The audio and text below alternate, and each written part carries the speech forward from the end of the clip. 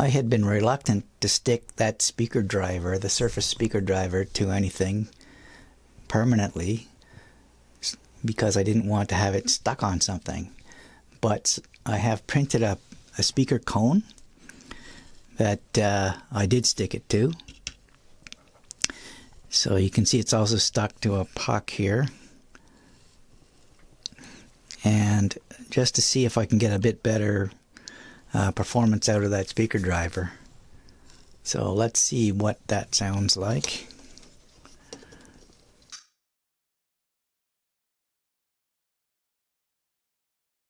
Let's hear the bass.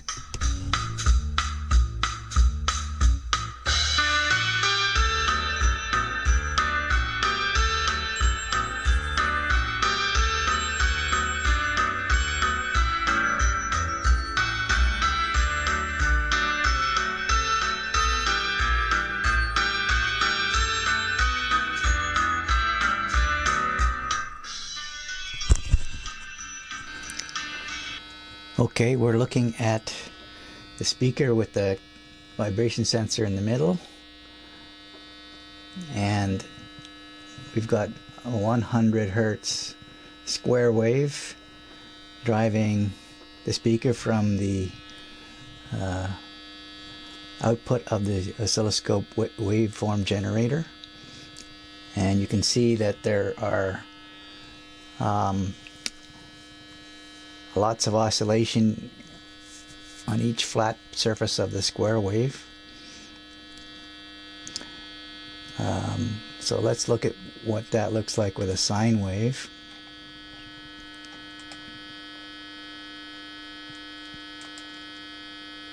Oh, okay. Pick sine wave.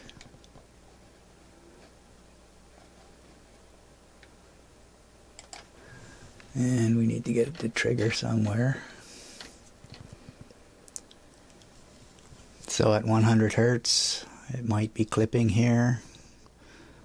Let me just tweak the amplifier. Yeah. So there we go. Amplifier is no longer clipping, and it looks a lot more like a sine wave. Let's go back to that square wave and see if that makes a difference.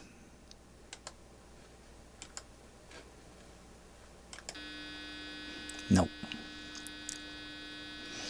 Let's try a triangle just for the heck of it, and it's more or less triangular if we can trigger on it. Let's try a different frequency.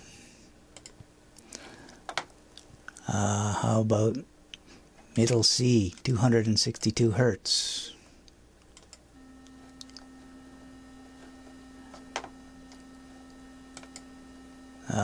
Well, let's go back to the triangle wave. It wasn't triggering.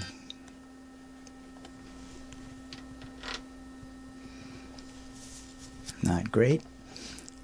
Try a sine wave. Nice. Rectangular wave. Not so nice. Let's go up to A5, 440 hertz.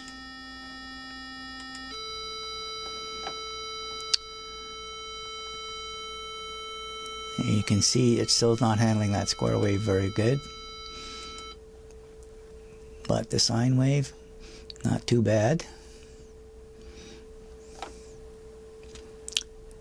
And we'll do a sweep in a minute, but let's take it up to 1 kilohertz.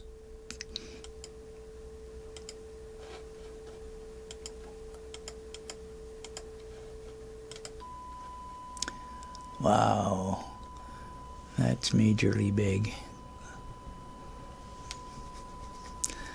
So the speaker response may be a little bit louder at 1 kilohertz, but the frequency response isn't great.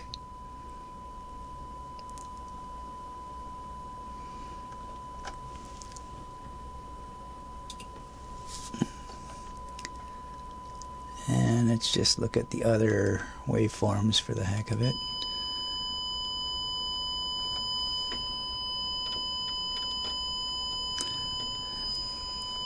The square wave looks about the same as the sine wave. And so does the triangle wave.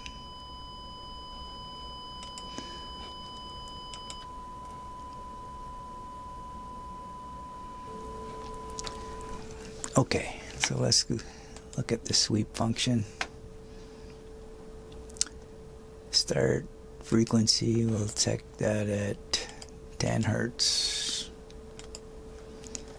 Stop frequency is 20 kilohertz. Linear sweep, 10 seconds. And turn it on. That's going to saturate, so we need to reduce this a bit. Okay, this is sweeping from 100 hertz to 5,000 hertz. It doesn't have much response above that, and I'm not very impressed with my attempts to make a speaker out of this driver.